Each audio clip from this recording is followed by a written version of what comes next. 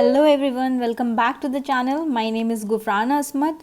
और कल हमने weekly current affairs MCQ series में 25 क्वेश्चंस किए थे। तो चलिए आज बाकी का 25 क्वेश्चंस हम फिनिश करते हैं। ओके, तो जल्दी से हम अपना क्वेश्चन आंसर स्टार्ट करते हैं। आप मेक श्योर कि आप मेरे साथ क्वेश्चंस अटेम्प्ट कर रहे हैं और आप अपना स्कोर चेक करेंगे कि आपको कितना स्कोर आ रहा है। ओके, तो पहला क्वेश्चन जो है हमारा वो आज के सेशन के लिए वो है consider the following statements regarding Jupiter. Trojans around the Jupiter travel in its own orbit. तो पहला स्टेटमेंट ये है कि ट्रोजॉन अपने ऑर्बिट में ट्रैवल करता है। NASA has launched Lucy spacecraft, क्या वो नासा का है, to probe the Jupiter's Trojan and Trojans are closer to Jupiter than the sun. अब इसमें आपको ये मेक श्योर करना है कि आपको इनकरेक्ट स्टेटमेंट फाइंड करना है। तो देखिए अटेम्प्ट करिए, देखिए आप कर पा रहे हैं कि नहीं कर पा रहे हैं। तो अगर आपको पता होगा जो ट्रोजॉन है वो जुपिटर के ही ऑर्बिट में, जो जुपिटर का ऑर्बिट होता है उसी ऑर्बिट में ट्रोजॉन जो है आपका रोटेट करता है। तो ये वाला स्टेटमेंट तो अब जो Trojans are closer to Jupiter than the sun, ये गलत हो जाएगा क्योंकि जो ऑर्बिट आपका ट्रोजॉन का है वही ऑर्बिट आपका जुपिटर का है। तो स्टेटमेंट 3 आपका गलत है, मतलब आंसर आपका इन तीनों में से कुछ होगा। अब देखिए अगर एलिमिनेट करना चाहें तो अब आप अगर आपको पता होगा कि नासा का लूसी स्पेसक्राफ्ट जो है वो ट्रोजॉन से रिलेटेड, अगर आपको ये पता है कि ये करेक्ट स्टेटमेंट है तो हमारा जो सेकंड वाला ये है ये हमारा निकल जाएगा। तो हमारे पास ऑप्शन बचता है 1 और 3। तो ये हमारा करेक्ट आंसर है। और ये भी आपका गलत स्टेटमेंट है कि Trojans around the Jupiter travel in its own orbit. नहीं, वो जुपिटर के ऑर्बिट में ही रोटेट करता है। जैसे कि ये जुपिटर देख रहे हैं आप और ये ट्रोजॉन देख रहे हैं आप, तो ये जो दोनों का ऑर्बिट है सेम है। तो अगर ऑर्बिट सेम होगा तो सन से डिस्टेंस दोनों की सेम होगी ना, तो इसलिए आपका जो ये वाला स्टेटमेंट और ये वाला स्टेटमेंट इनकरेक्ट है। तो आंसर आपका 1 और 3 हो जाएगा। लेकिन अगर आपसे करेक्ट स्टेटमेंट पूछे तो आपका आंसर स्टेटमेंट ओनली 2 आपका करेक्ट स्टेटमेंट होगा। तो आपको ध्यान देना है कि लूसी स्पेसक्राफ्ट जो है वो जुपिटर के ट्रोजॉन से रिलेटेड है और लूसी स्पेसक्राफ्ट आपकी नासा की है। ओके, क्वेश्चन नंबर 27 देखते हैं निहांग्स के बारे में। निहांग्स लास्ट वीक न्यूज़ में थी। It is an order of Sikh warriors who does not follow any restrictions on the color of their dress.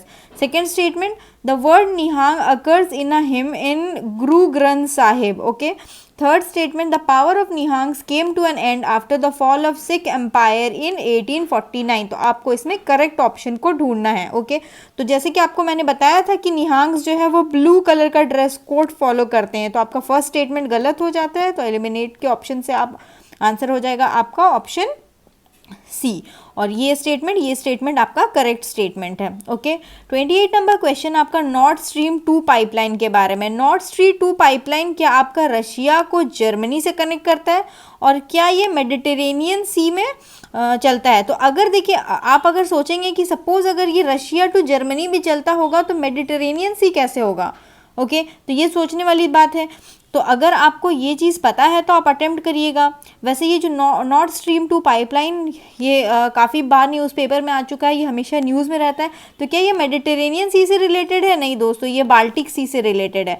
तो अगर ये बाल्टिक सी से रिलेटेड है तो आपका स्टेटमेंट जो सेकेंड स्टेटमेंट है वो आपका गलत हो जाएगा। ऑप्शन 1 आपका सही है। Okay, while the Iran Pakistan India gas pipeline, the Iran India pipeline and Turkmenistan Afghanistan Pakistan India pipeline remain pipe dreams, मतलब ये सारा प्लानिंग है बट अभी तक एग्जीक्यूशन में नहीं आया है। लेकिन जो नॉर्थ स्ट्रीम 2 पाइपलाइन है वो रशिया को जर्मनी से कनेक्ट करेगा अक्रॉस द बाल्टिक सी। ये वाला जो पाइपलाइन है आपका कंप्लीट हो गया है। लेकिन देखिए इंडिया से रिलेटेड ये वाला भी एक पाइपलाइन जो है आपका इम्पॉर्टेंट है। ये इसको तापी पाइपलाइन बोलते हैं। तापी पाइपलाइन भी काफ़ी न्यूज़ में रहा है। तुर्कमेनिस्तान होता है अफगानिस्तान पाकिस्तान एंड इंडिया, ये तापी पाइपलाइन होता है। और एक पाइपलाइन जो है आपका वो ईरान पाकिस्तान और इंडिया से रिलेटेड है। ये सारा जो पाइपलाइन है ये सब अंडर टॉक्स है, अभी तक एग्जीक्यूशन हो करके फिनिश नहीं हुआ है। हालांकि आपका जो नॉर्थ स्ट्रीम पाइपलाइन है ये फिनिश हो गया और इसका जो रूट है वो रशिया टू जर्मनी है। Okay, in the history of modern India mount Harriet is associated with. Mount Harriet कहाँ से एसोसिएटेड है? तो माउंट हैरियट का जो रिसेंटली नाम चेंज हुआ है वो माउंट मणिपुर कर दिया गया है क्योंकि एंग्लो मणिपुर वॉर में जो एक बहुत फेमस पर्सनालिटी थी, उनको काला पानी में सजा हुई थी, that is Andaman and Nicobar. तो इसीलिए माउंट हैरियट जो आपका अंडमान निकोबार है उसको माउंट मणिपुर कर दिया गया है। तो ये एंग्लो मणिपुर वॉर से रिलेटेड है, this is the correct answer. Government ने माउंट हैरियट का नाम माउंट मणिपुर कर दिया है, ये चीज़ मैंने आपको बताया था। क्योंकि जो महाराजा कुलचंद्र ध्वजा सिंह है इनको एक्साइल किया गया था अंडमान आइलैंड में, जैसे कि मैंने आपको थोड़ी देर पहले बताया। DNA profiling is used in which of the following area? Criminal investigation, parentage testing, genealogical research, study of animal and plant population. तो इसमें से आपका क्या है? 1 2 3 है, 1 3 4 है, 2 3 4 है, या फिर ऑल ऑफ द अबव है? तो आपका answer all of the above है। डीएनए प्रोफाइलिंग आपका हर एक चीज़ में, यहाँ पे जितना भी ऑप्शंस दिया हुआ है यहाँ पे सब चीज़ में यूज़ होता है। नेक्स्ट क्वेश्चन जो है आपका वो AUMF से रिलेटेड है, that is authorization of use of military force is a piece of legislation that sanctions the use of military services against those responsible for attacks is enacted by। तो आपका जो AUMF है, authorization of use of military force, ये जो legislation है ये sanction करता है मिलिट्री सर्विसेज को against those responsible for attacks is enacted by. ये किसका है? यूरोपियन यूनियन का है, जापान का है, यूनाइटेड स्टेट्स या फिर चाइना का है? तो इसका आंसर आपका यूनाइटेड स्टेट है। 9/11 अटैक्स के बाद पॉलिसी मेकर्स ने इंट्रोड्यूस किया था AUMF। ये एक लेजिस्लेशन है जो सैंक्शन करता है the use of US military services against those responsible for an attack. तो AUMF जो है वो यूनाइटेड स्टेट्स की लेजिस्लेशन है। नेक्स्ट क्वेश्चन जो है आपको PM केयर्स फंड से रिलेटेड है। Donation to PM cares fund would qualify 100% exemption under income tax act 1961। Second statement है आपका donation to PM cares fund will also qualify to be counted as corporate social responsibility expenditure under the companies act 2013। और PM cares fund has also got exemption under foreign contribution regulation act. इसमें आपको correct statement बोलना है। तो देखिए अगर आप कुछ रॉन्ग है तो अगर आप उसको एलिमिनेट कर पा रहे हो तो, हालांकि यहाँ पे जो है कोई भी ऑप्शन रॉन्ग नहीं है, यहाँ पे सारा का सारा ऑप्शन करेक्ट है। तो all of the above is the answer, ये सब कुछ है। इसको एग्जेम्पशन मिला हुआ है FCRA का, और PM केयर्स फंड जो है वो CSR भी एक्सपेंडिचर में काउंट होगा कंपनीज एक्ट के अंदर, और जो PM केयर्स फंड है वो 100% एग्जेम्पशन है इनकम टैक्स एक्ट के अंदर। Okay okay next, race to global campaign. ये जो कैंपेन है ये किसके अंदर आता है? वर्ल्ड बैंक के अंदर आता है, यूनेस्को के अंदर, UNFCCC and OECD। Race to zero global campaign, again ये बहुत फैक्चुअल क्वेश्चन है और इसका आंसर है UNFCCC। UN backed race to zero global campaign which aims to create jobs while meeting goals of climate change and sustainable development। आप देखो इसका जो एम है वो कितना अच्छा है। ये एक तो climate change and sustainable development पे ध्यान देता है, बट इसका एक इन चीज़ों को ध्यान रखते हुए इसका जो एम है वो जॉब क्रिएशन भी है। तो race to zero global campaign जो है आपका वो UNFCCC से रिलेटेड है, तो आपको UNFCCC याद रखना है। Okay, consider the following statement regarding international atomic energy agency. The IAEA was created in response to deep fears and expectations generated by discoveries and diverse use of nuclear technology। Second option है आपका, it is a United Nations organization that reports annually to United Nations General Assembly। और third है आपका, it prohibits the use of nuclear technology।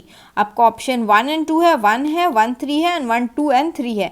अगर आपको पता होगा तो IAEA जो एजेंसी है वो कभी भी प्रोहिबिट नहीं करती है यूज़ ऑफ न्यूक्लियर टेक्नोलॉजी। ये it's like a watch dog, ये मॉनिटर करती है। जैसे आपका ईरान का जो फैसिलिटी है वहाँ पे उन्होंने जितना लिमिट दिया गया है उस लिमिट से ज़्यादा अगर वो लोग nuclear enrichment, uranium enrichment start करेंगे तो ये जो है एक वॉच डॉग है, ये जा करके इंस्पेक्शन करती है। तो आपका थर्ड स्टेटमेंट ऐसे भी रॉन्ग हो जाता है। अब it boils down to option number A and option number B। Okay, तो जिसमें से 1 तो आपका बिल्कुल कंफर्म है, ये बिल्कुल करेक्ट है। अब आपका जो सेकेंड स्टेटमेंट है ये यूनाइटेड नेशन की ऑर्गेनाइजेशन है जो रिपोर्ट करती है annually to United Nation General Assembly. तो अगर ये आपको पता होगा तो आंसर इसका होगा, बट ये स्टेटमेंट जो है आपका रॉन्ग है। This is only the correct answer. Okay, तो आंसर आपका इज 1 ओनली। जो IEA है, जैसे मैंने आपको बताया, फर्स्ट स्टेटमेंट सही है। ये जो है एक इंडिपेंडेंट इंटरनेशनल ऑर्गेनाइजेशन है, और यहाँ पे क्या लिखा हुआ था, ये यूनाइटेड नेशन की ऑर्गेनाइजेशन है। ये यूनाइटेड नेशन की ऑर्गेनाइजेशन नहीं, एक इंडिपेंडेंट ऑर्गेनाइजेशन है जो रिपोर्ट करती है, हाँ ये बेशक रिपोर्ट करती है annually United Nation General Assembly को। और ये इसका जो फंक्शन है is to work with its member states and multiple partners to promote safe, secure and peaceful use of nuclear technology. It's not related with prohibiting the nuclear technology. तो ये एक independent organization है, ये चीज़ आपको ध्यान में रखना है। ओके, कोई मुझे बता सकता है कमेंट सेक्शन में कि आपका जो IAEA है, IAEA का हेडक्वार्टर्स क्या होगा आपका? कोई मुझे बता सकता है? कोशिश करिए। IEA का हेडक्वार्टर्स, ओके, तो इसका हेडक्वार्टर्स मैं आपको बता दूं, वियना ऑस्ट्रिया में इसका हेडक्वार्टर्स है। ओके, तो ये जो एक ऑटोनोमस ऑर्गेनाइजेशन आई थी 1957, 29 जुलाई 1957 को ये ऑर्गेनाइजेशन आई थी। ओके, नेक्स्ट क्वेश्चन पे चलते हैं अब हम। Fire crackers contain which of the following chemicals? Fire crackers में कौन कौन सा केमिकल होता है? अगेन ये बहुत फैक्चुअल बेस्ड क्वेश्चन है, but majority of the time जो इस टाइप के क्वेश्चन होते हैं ना, इसमें आंसर आपका ऑल ऑफ द अबव ही होता है। मैं majority of the time means 80 to 85% of the time ऐसे क्वेश्चन में होता है। ओके, तो ये aluminium, barium, potassium, iron and strontium आपको सब मिलेगा फायर क्रैकर्स में। Okay, question number 36. Vultures not only keep our environment free of carcasses, carcasses मतलब dead body होता है, but also help control disease outbreak. Second, the main reason for decline in the vulture population in India is the use of the drug diclofenac.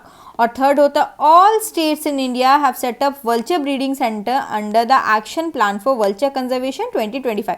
ये जो action plan for vulture conservation 2025 है, ये एक important plan है। आप make sure कि आप ये वीडियो देखने के बाद इस प्लान के बारे में रिसर्च करेंगे थोड़ा, एंड इंटरनेट में सर्च करके आप पढ़ेंगे इस चीज़ के बारे में। तो आपको ऑप्शन 1 एंड ऑप्शन 2 आपने हमेशा सुना होगा डाइक्लोफेनाक के बारे में, correct. Option 1 and option 2 correct है। ऑप्शन 1 एंड 2 करेक्ट है, तो ये आपका आंसर हो सकता है, या फिर आपका आंसर ये हो सकता है। तो देखिए यहाँ पे ऑल स्टेट्स दिया हुआ है, और जितना मुझे याद है ये ऑल स्टेट्स आई थिंक नहीं होगा। ओके, यहाँ से 5 स्टेट्स जो है are to get vulture breeding centre, ठीक है। तो ये वाला स्टेटमेंट आपका थर्ड वाला गलत हो जाता है, 5 स्टेट्स आपका होगा। नेक्स्ट, जो ओसाका ट्रैक है आपका, वो न्यूज़ में देखा गया है, वो किस चीज़ से रिलेटेड है? Data flow and electric commerce, management of marine life in Minamata Bay, reducing the impact of disaster, mechanism developed for managing the Olympic 2020 during COVID pandemic। तो ओसाका ट्रैक आपका किस चीज़ से रिलेटेड है? ओके दोस्तों, तो इसका जो आंसर है वो है option 1, data flow and electronic commerce. ये ओसाका ट्रैक जो है ये आपका डेटा फ्लो से रिलेटेड। ओसाका डिक्लेरेशन आपको पता होगा, ये जो data flow freely data flow with trust जो आपका, या फिर DFTT data flow with trust something जो है, ये जापान के जो शिंजो आबी वहाँ के प्रेसिडेंट रह चुके हैं, उनका ये आइडिया था, data flow free with trust. Okay, it is data flow free with trust, DFFT। Okay, तो ओसाका ट्रैक जो है आपका वो डेटा फ्लो से रिलेटेड है। It's a process that demonstrate commitment to promote effort on international rule making on digital economy and data flow and electronic commerce. Okay, लेकिन देखिए India जो कंट्री है उसने इस चीज़ को बॉयकॉट किया है, क्योंकि इंडिया चाहता है कि उनका जितना भी डेटा हो वो अपने कंट्री के बाउंड्री के अंदर ही स्टोर हो, not outside the boundary. Okay, next, hornbills जो है वो ट्रॉपिकल एशियन अफ्रीका में पाया जाता है। सदर्न इंडिया में हाईएस्ट डाइवर्सिटी है of hornbill species with in India, और हॉर्नबिल फेस्टिवल जो है वो नीशी कम्युनिटी अरुणाचल प्रदेश की सेलिब्रेट करती है। ये सारा क्वेश्चन आप देखेंगे तो अगर आपको थोड़ा भी याद होगा तो आपको ये पता होगा कि जो हॉर्नबिल फेस्टिवल है ये तो नागालैंड में सेलिब्रेट किया जाता है, तो आपका ये सारा ऑप्शन निकल जाता है। तो ये आपका option 1 is the correct answer. और सदर्न इंडिया नहीं, नॉर्थ ईस्ट इंडिया जो है उसमें हाईएस्ट आपका डाइवर्सिटी होगा, तो आपका आंसर इसका हो जाएगा ओके। इसमें देखिए यहाँ पे मैंने गलती कर दी ना, तो आपको ये चीज़ भी ध्यान देना है। यहाँ पे क्वेश्चन में नॉट करेक्ट बोला है, तो अगेन नॉट करेक्ट बोलता है तो हमारा आंसर ये हो जाता है। अगर करेक्ट बोलता तो आंसर ये हो जाता है। इसलिए आपको भी बहुत इस चीज़ का ध्यान देना है। देखिए मैंने बिल्कुल यहाँ पे गलती की है, आप बहुत ध्यान दीजिएगा इस चीज़ के ऊपर। तो आंसर इसका 2 और 3 हो जाता है, और अगर करेक्ट बोलता तो आंसर इसका 1 होता। ओके, नेट ज़ीरो एमिशन के बारे में क्वेश्चन है। It is a state in which the green house gases going into the atmosphere are balanced by removal out of the atmosphere. India जो है थर्ड लार्जेस्ट एमिटर है आपका carbon monoxide का, behind China and USA. अब आपको इसमें बताना है correct net zero emission.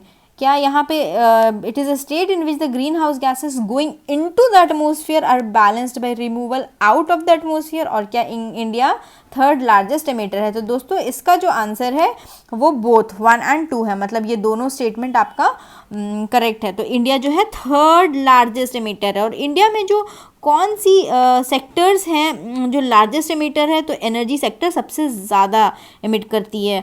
Energy, फिर industry, forestry, transport, agriculture and building. और India is now the third largest emitter of CO2 behind China and USA। एक आपका जो किंगडम है वो किंगडम ऑफ भूटान है, यही एकमात्र देश है जो कि कार्बन नेगेटिव है। ये जितना कार्बन एमिट नहीं करता है उससे ज़्यादा कार्बन को ये अब्जॉर्ब कर लेता है।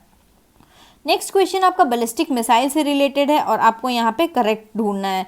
It is a rocket propelled self guided strategic weapon system. It is capable of carrying conventional high explosive chemicals, biological और nuclear munitions. India is a signatory to MTCR which aims to limit the spread of ballistic missiles. और आपका जो third option है वो अग्नि, शौर्य, पृथ्वी, क्या वो ballistic missile है। तो आपका ऑप्शन है यहाँ पे 1 और 4, 2 और 3, 1, 3 और 4 एंड 1, 2, 3 और 4। अब देखिए अगर आप कुछ एलिमिनेट कर पा रहे हैं तो मैं आपको 10 सेकेंड्स का टाइम देती हूँ, सोचिए आप आंसर्स।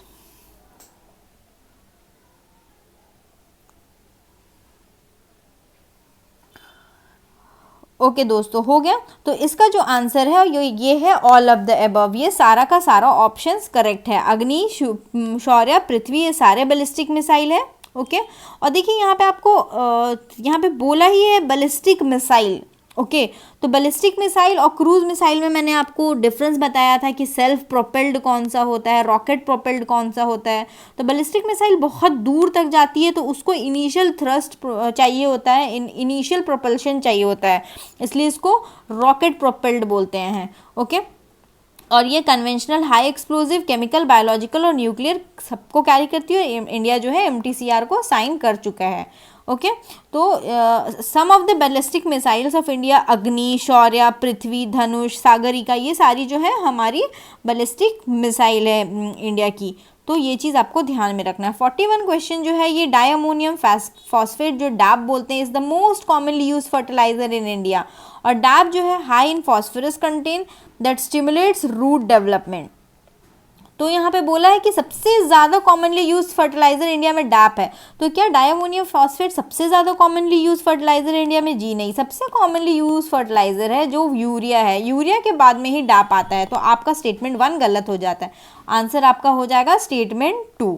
ओके, डैप जो है second most commonly use fertiliser है after urea. Farmers normally apply this fertiliser just before और at the beginning of sowing as it is high in phosphorus that stimulates root development. DAP में आपका 46% आपका phosphorus and 18% nitrogen होता है। ये बहुत preferred source है फॉस्फोरस के लिए। तो डैप फॉस्फोरस के लिए इस यूरिया के सिमिलर होता है which is the preferred nitrogenous fertiliser containing 46% nitrogen. तो देखिए डैप और यूरिया में डिफरेंस ये है कि यूरिया में 46% नाइट्रोजन है और यहाँ पे 18%। डैप में ज़्यादा क्या है, 46% आपको फॉस्फोरस मिलेगा डैप में। और क्वेश्चन में यहाँ पे फॉस्फोरस कंटेंट लिखा था, इसलिए आपका ऑप्शन बी करेक्ट है। Next, with reference to global food security index, global food security index से रिलेटेड ये क्वेश्चन है। It measure the underlying drivers of food security. ये क्या FAO रिलीज करता है दोस्तों। India is ranked at 71 position in the 2021। तो आपको इसमें करेक्ट आंसर बताना है। ये बहुत इजी क्वेश्चन है दोस्तों और ये बिल्कुल आपको पता होना चाहिए। चलिए मैं आपको 10 सेकेंड्स का टाइम देती हूँ, आप इसको अटेम्प्ट करने की कोशिश करिए।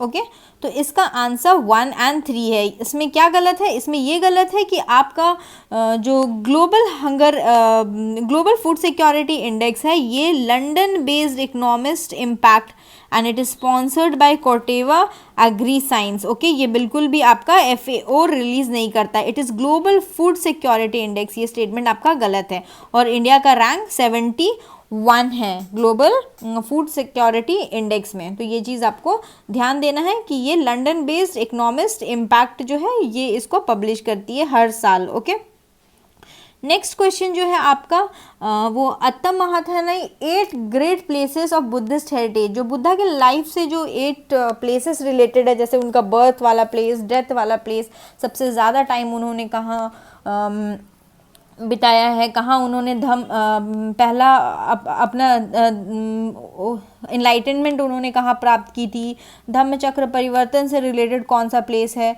तो उसी को आपका अत्थमथानी बोलते हैं।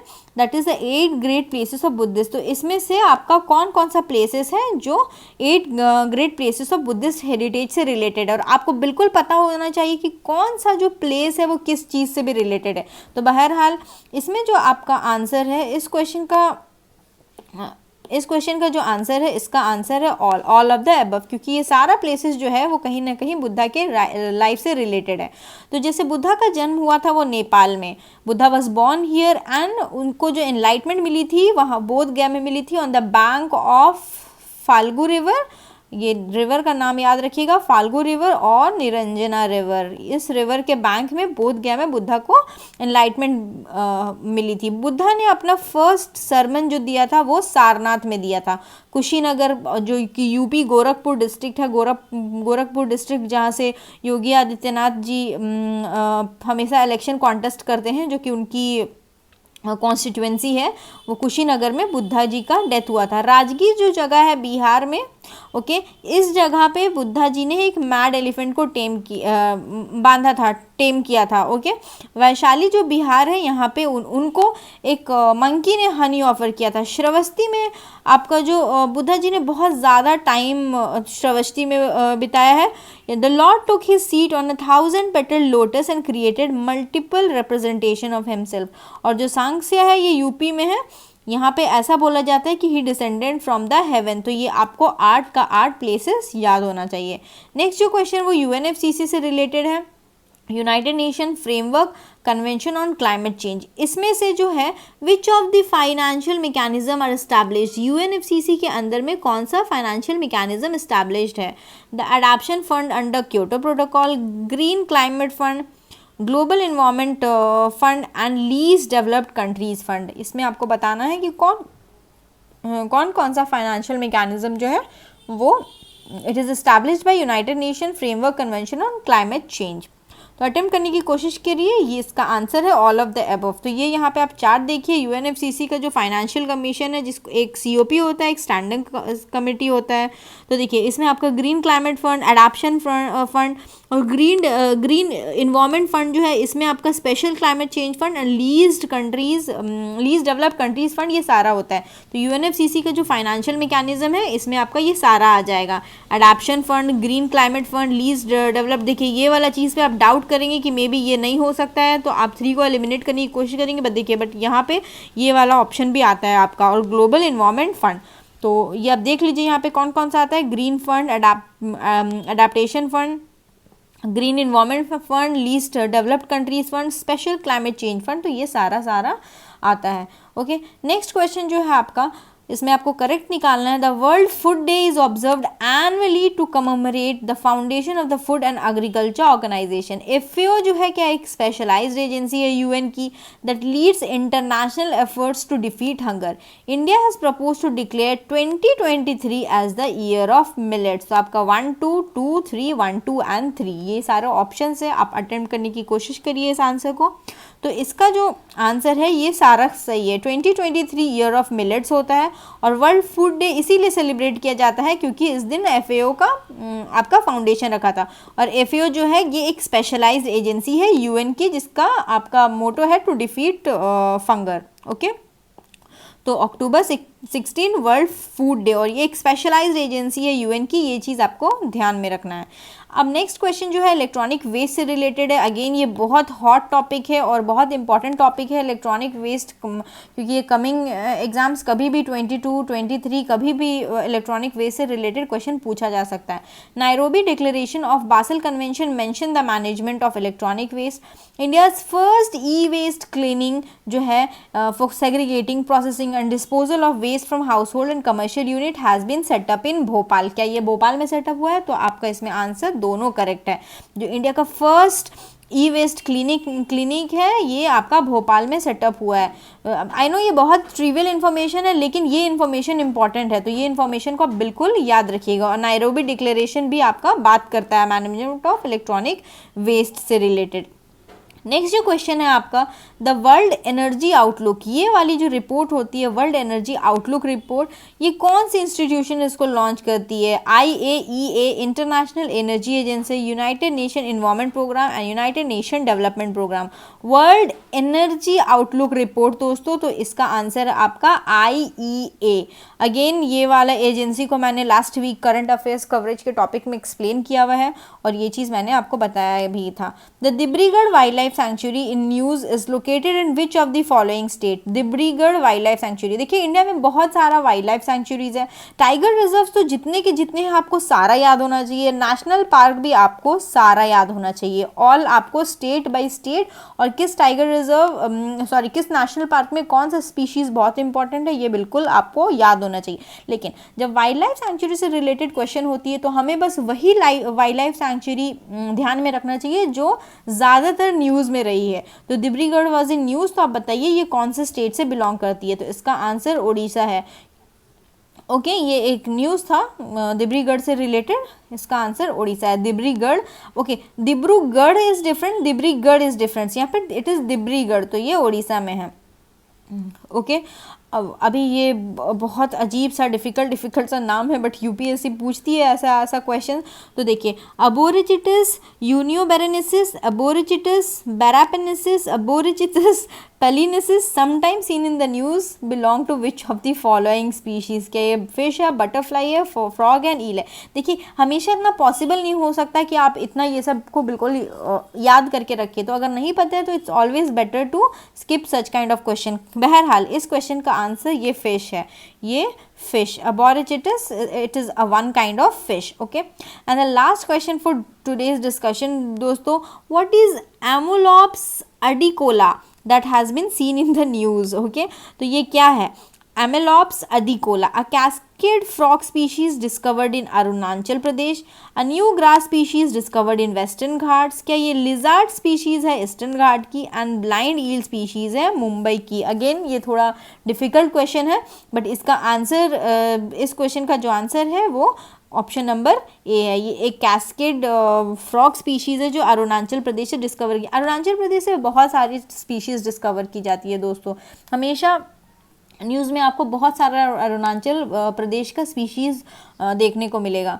तो ये जो आपका एमेलॉप्स अडिकोला है ये अरुणाचल प्रदेश में एक फ्रॉग स्पीशीज़ है जो डिस्कवर्ड की गई है। ओके थैंक यू दोस्तों, please like share and subscribe the channel, और आप PDF के लिए हमारे टेलीग्राम चैनल को ज्वाइन कर ले। हमारा टेलीग्राम चैनल है स्वेवन लर्नर्स। ओके, और आप हमारे इंस्टाग्राम में भी हमसे जुड़ सकते हैं। अगर आपको कुछ डाउट है तो आप वहाँ पे पिंग कर सकते हैं। इंस्टाग्राम भी है स्वेवन लर्नर्स, तो आप वहाँ पे पिंग करेंगे तो आपका डाउट्स क्लैरिफाई हो जाएगा 24 आवर्स के अंदर।